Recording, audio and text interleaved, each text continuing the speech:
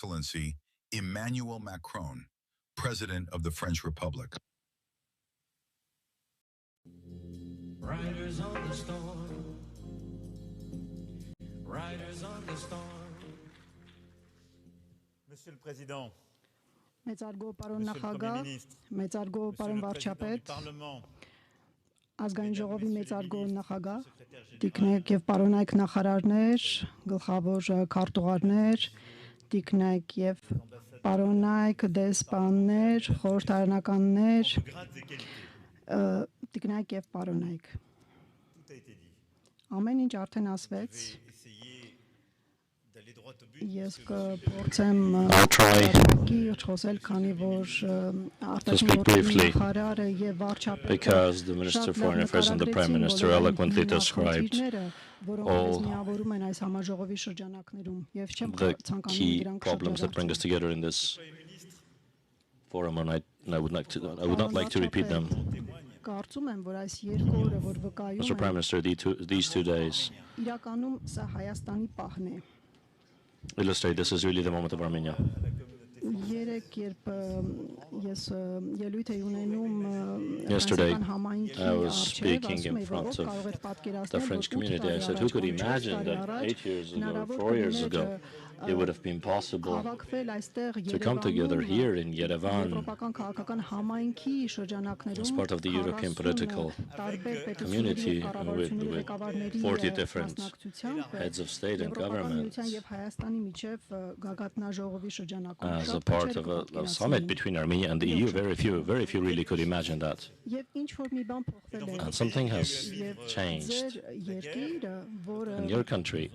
2020 թվականի աշնանը which in the fall of 2020 experienced the war we all remember, ծայրահեղ հետևանքներ ունեցավ, that had extremely grave consequences. ակնհայտ է, որ ինչ որ մի բան վերափոխվել է։ It's obvious that something has transformed here. ce que nous vivons là, c'est ce moment Այս պահը, որ մենք հիմա ապրում ենք, ինչպես This ասեմ, moment սա Հայաստանի պահն է եւ tout un chemin que vous այս avez ouvert, պահը ճանապարհ է ce qui est d'ores et բացում։ déjà une réussite. D'abord un chemin de paix, vous l'avez parfaitement Առաջինը décrit. խաղաղության ճանապարհ, դուք շատ լավ նկարագրեցիք, չեմ ուզում նորից անդրադառնալ, բայց դուք իրապես C'est une paix d'avoir ce courage, cette audace. որոշեցիք, ունեցաք այդ խիզախությունը խաղաղություն հաստատել, այսինքն գտնել այն ուղիները, որոնք հարկավոր են Ադրբեջանի հետ խաղաղություն հաստատելու համար։ Եվ 22 թվականի Պրահայի գագաթնաժողովը, ինչպես Վաշինգտոնում նաև գագաթնաժողովը եկան եզրափակելու վերջնականապես այս խաղաղությունը, ինչպես ես ասացի, սա խիզախ եւ անհրաժեշտ որոշում էր եւ այս որոշումը նաև ամրապնդեց եւ բերեց բարգավաճություն, երբ ես նայում եմ անցած 8 տարիները Հայաստանում միջին աճը կազմում է 6%։ Այսինքն այս վերջին 2 տարիներին ավելի է մեծացել, սա արդեն տպավորիչ ցուցանիշ է, որը ցույց է տալիս ձեր մոդելի օրինակը եւ դուք շատ լավ նկարագրեցիք քիչ առաջ այդ առաքինի օրինակը խաղաղության եւ բարգավաճության համար եւ այս ամենը մի քանի տարի է արդեն զարգանում է։ Et donc oui, nous avons un moment arménien, ce qui Իրապես սա Հայաստանի պահն է, որովհետև այստեղ Հայաստանում են եվրոպացիները քննարկումներ անցկացնում, քանի որ դուք եք կազմակերպել եւ հյուրընկալել 8-րդ գագաթնաժողովը եվրոպական քաղաքական համայնքի եւ այսօր առավոտյան Եվրոմիության եւ Հայաստանի միջև գագաթնաժողովը նույնպես քննարկեց մի շարք կարևոր ծրագրեր, որոնք խոստանում են զարգացում, ենթակառուցվածքների ոլորտում, ներդրումներ, անվտանգության ոլորտում եւ այլն։ Եվ այսօր այնիշ տեղի ունենում ձեր երկրում կարելի ասել շատերը չէին սպասում նման պահի եւ դուք կարողացաք մեկնարկել այս ամենը մեծ խիզախությամբ վերջին տարիներին եւ սա խորապես փոխում եւ մեծ հաջողություններ եւ հնարավորություններ է ընձեռում Հայաստանին։ Ես նաեւ կցանկանայի, որպեսզի այս հայաստանյան պահը ուղեկցվեր նաեւ կովկասյան պահով։ Եվ կարծում եմ սա է այսօր հիմնական մեր մարտահրավերը։ Երկու համոզմունք ունեմ այս տարածաշրջանի վերաբերյալ։ Առաջինը, Հարավային Կովկասը չպետք է լինի կայսրությունների մրցակցության վայր, որոնք տարածաշրջանը դիտարկում են կարծես ավար կամ մրցանակ, միմյանց դեմ հանելով տեղի ազգերին։ Երկրորդ համոզմունքը Հարավային Կովկասը կարող է վերականգնել, այ քարտեզը շատ լավ ցույց էր տալիս իր կենտրոնական դիրքը Եվրոպայի, Ասիայի եւ Մերձավոր Արևելքի միջև։ Եվ Հարավային Կովկասում հնարավորությունները իրոք ընձեռում են հնարավորություն լինել խաչմերուկ այս տարածաշրջանում, լինել այդ միջին միջանցքը, եւ սա ենթադրում է, որ պետք է սահմանները բացել։ Եվ ինչու եմ այդպես ձգտում, ես ցանկանում եմ, որպեսզի հարևաններ դրսևորեն նույն խիզախությունը, ինչպես որ դուք, եւ ձեզ ուղեկցեն այս խաղաղության, ժողովրդավարության եւ բարգավաճության ճանապարհին։ Եվ որպեսզի բոլոր սահմանները բացվեն եւ բացվեն ամբողջովին, այս տարածաշրջանը շատ հաճախ քիչ է նկատվում դրսից, շատ հաճախ եւ երկար ժամանակ հերմետիկ ձևով փակ է եղել եւ ինչպես ասում էր Թուրքիայի հայազգի երջանկահիշատակ լրագրող Հրանտ Դինկը, պետք է կոտրել այն կողպեքները, որոնք մոտ ժողովուրդներին դարձնում են հեռավոր հարևաններ։ Եվ հենց դա պետք է արվի, որպեսզի Կովկասի պահը գա, որպեսզի սահմանները բացվեն։ Եվ իրականում Ադրբեջանի եւ Թուրքիայի հետ սահմանները բացվեն եւ որպեսզի չլինի որևէ սահմանափակում Վրաստանի հետ։ Սա է մեր համոզմունքը, սա պետք է լինի Եվրոպայի հանձնառությունը եւ նաեւ հանձնառությունը Ֆրանսիայի զարգացման գործակալության, որը շատ գործողություններ է իրականացնում Հայաստանում եւ մոտարապես 4 միլիարդ եվրոյի ներդրումներ են իրականացվել Կովկասում։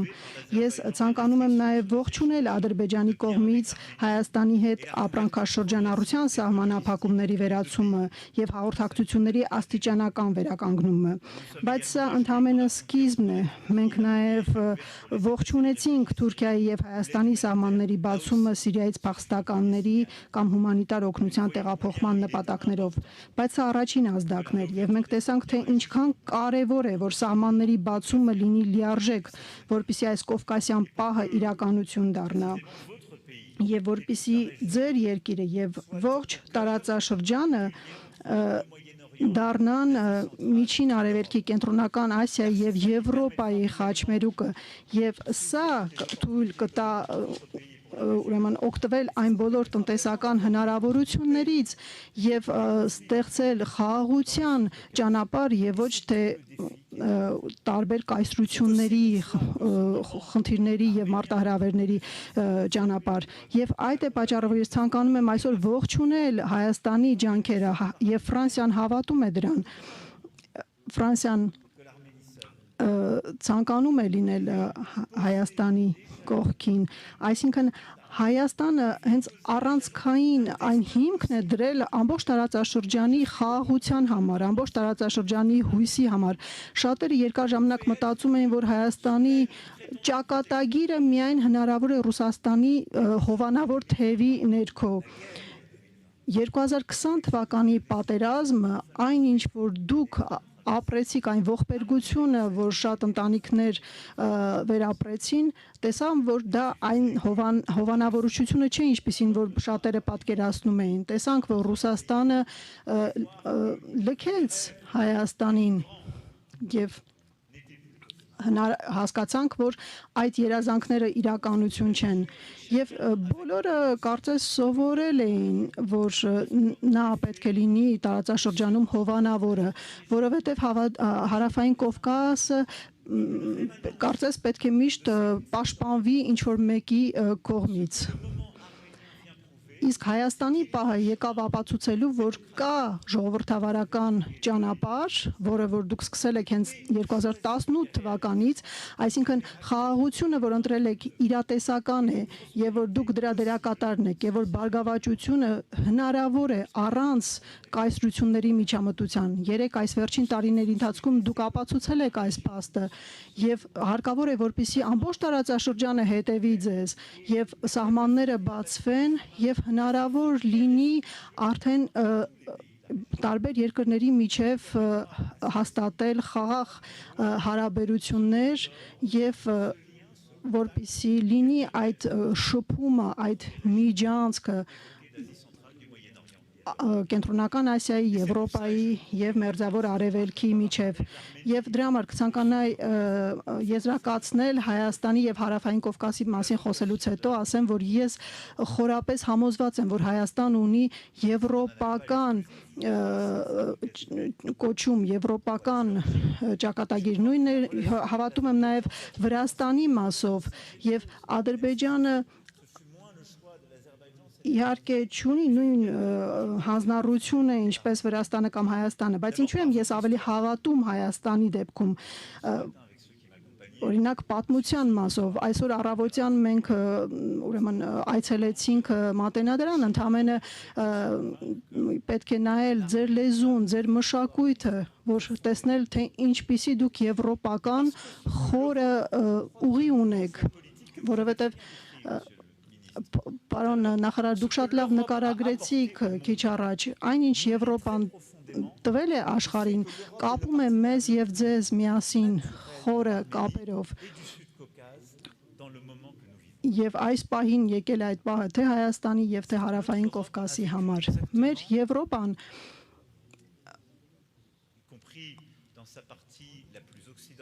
նույնիսկ ամենաարևմտյան հատվածը վերապրել է այն, ինչ որ Հարավային Կովկասում է տեղի ունեցել, կայսրությունների հակամարտություններ, դարերի ընթացքում մենք եղել ենք քաղաքացիական պատերազմների մասնագետներ, ինչպես ժամանակին ասում էին կայսրությունների միջով եվրոպացիները մի կայսրությունից մյուս կայսրությունն էին փոխանցվում, սկսած Հռոմից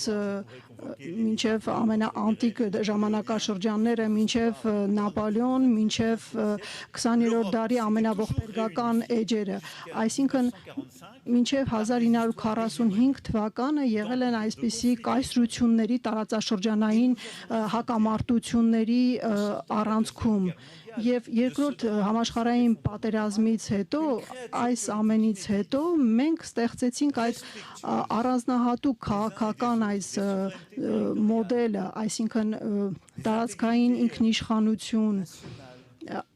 ազգային ինքնիշխանություն, այսինքն մենք ստեղծեցինք մի մոդել, որը թույլ է տալիս հարգել միմյանց եւ հաստատել կայուն խաղաղություն։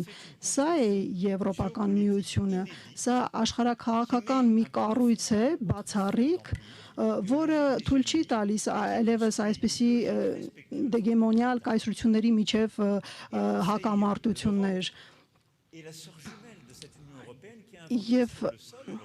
Եվ կարելի ասել, որ Եվրոմիությունը ստեղծել է այս արժեքները, ասելով, որ մեր արժեքները, իրավական պետության արժեքները, որոնք մենք առաջ մոռացել էինք, հիմա մենք գտել ենք եւ մեզ համար դա պետք է դառնա կարծես մի խարտիա։ Սա մի գանձ է մեզ համար, իր խոստումը նա կատարել է եւ մենք արձանագրում ենք կայուն խաղաղություն երկրորդ համաշխարհային պատերազմի ավարտից հետո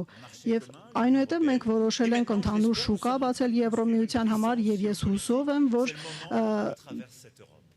կունենանք նաեւ աշխարհաքաղաքական հզորություն եւ Եվրոպան